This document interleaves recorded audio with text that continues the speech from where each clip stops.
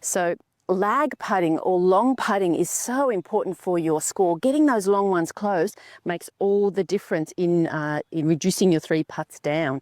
Most three putts are not caused by missing the short ones. They're caused by the first one not getting up close enough and putting too much pressure on that length putt. Now, you are not going to hole every one of those. The pros don't either. So the key is to take the pressure off that second one and get the first one up close.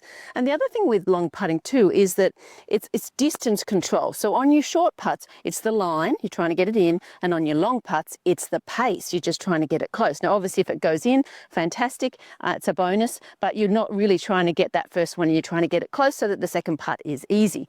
Now, most three putts are caused by being too long and too short, not so much by being too far left or too far to the right. So it's distance control is hugely important. So when you watch the pros putting, you'll see that 9 times out of 10, they get the ball up within tap-in distance. And I would say that it's the opposite statistic for the average golfer. 9 times out of 10, they don't. And they're giving themselves that pressure putt, which, you know, is really stressful. You want to take the stress out of your putting.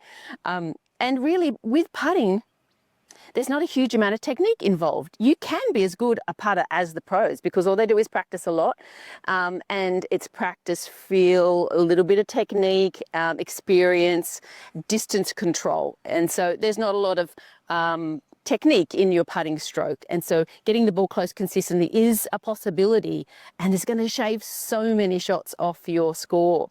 So my number one tip for you for getting your long putts close is all about varying the length of your stroke according to the length of the putt.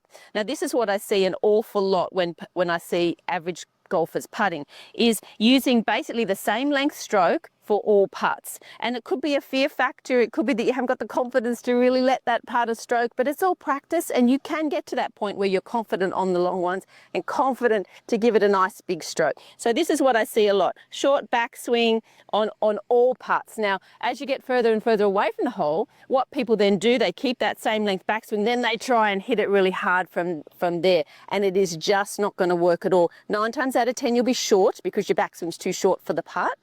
And so if you tend to be short, this could be what you're doing. But then also you'll be long sometimes because you have to overcompensate. You probably get sick of seeing it being short. And so then you overcompensate from a short backswing. You really try and shove it, and then you go really long. So your ability to judge distance is really compromised with using that same short backswing for everything. It's okay on the short ones, but really you want to be adjusting the length of the backswing depending on how far you want to hit the ball. And that takes all the stress out, allows that nice smooth stroke, gives you much more consistency. So don't be afraid to let the putter swing, take it all the way back. On a long putt, you really will need quite a long length backswing. So this is going to take you some practice. You need to get out and do a little bit of work on it. And I'll show you a drill at the end that will be a fantastic one for you to use when you're trying to practice using the different length stroke for the different length putt.